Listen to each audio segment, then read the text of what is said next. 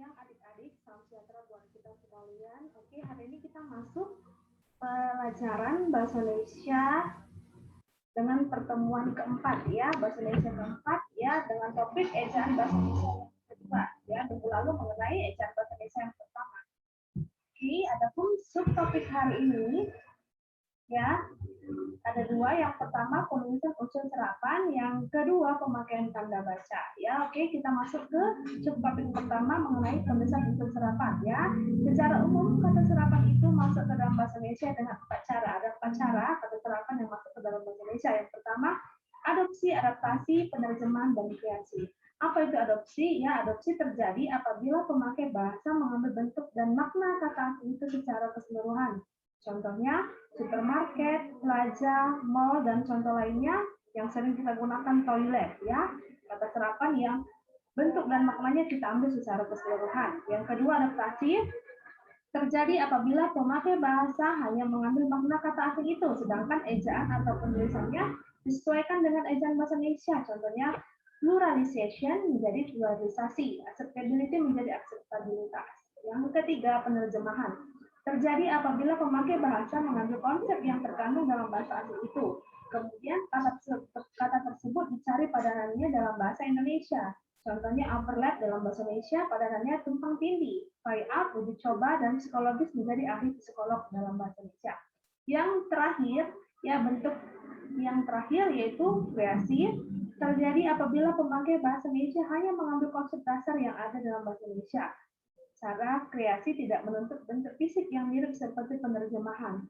Boleh saja kata yang ada dalam bahasa aslinya ditulis dalam 2 atau 3 kata, sedangkan bahasa Indonesia hanya 1 kata saja. Contohnya efektif menjadi berhasil guna, tepat menjadi suku cadang. Itu adalah 4 cara kata serapan yang masuk ke dalam bahasa Indonesia. Oke, kita lanjut. Berdasarkan taraf integrasinya, unsur serapan dalam bahasa Indonesia dapat dibagi atas 2 golongan besar. Yang pertama, unsur asing yang belum sepenuhnya terserap ke dalam bahasa Indonesia.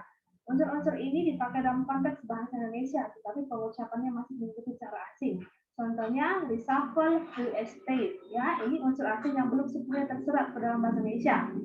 Oke, yang kedua, unsur asing yang pengucapan dan penulisannya disesuaikan dengan kaidah bahasa Indonesia.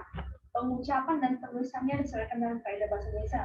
Ya, diusahakan agar ejaannya diubah sepenuhnya sehingga dapat dibandingkan dengan bentuk asalnya. Contohnya sentral, ritme, ya ritme menjadi ritme, accommodation menjadi akomodasi. Ya, ada 2 golongan. Ya, oke. Sekarang kita masuk ke kaidah ejaan yang berlaku bagi unsur serapan ialah sebagai berikut. Ini bahasa Belanda ya. Lihat contohnya di sini AA ya, double A ya, double A menjadi A. Fal, bal, oktav. Yang A sama E jika bervariasi dengan E menjadi E. Hemoglobin, hematit ya. Oke, al tetap aja al. Trailer, caisson. Ini tetap Bu, unit ya. Struktur ya. Ada di sini bisa dilihat. UO tetap kuota ya, dari bahasa Belanda. Ini juga bisa dilihat double U-nya 2 menjadi 1, prematur menjadi prematur. Vakum ya, dari bahasa Belanda, U-nya 2 menjadi vakum. Tetapi vitamin ya, vitamin, televisi. X pada awal kata tetap. Santat, xenon, xilofon menjadi xilofon. Oke, kita lanjut. Oke, kita masuk ke subtopik yang kedua, pemakaian tanda baca. Ya, pertama tanda titik. Kaidah-kaidah pemakaian tanda titik yang harus kita perhatikan adalah sebagai berikut ini.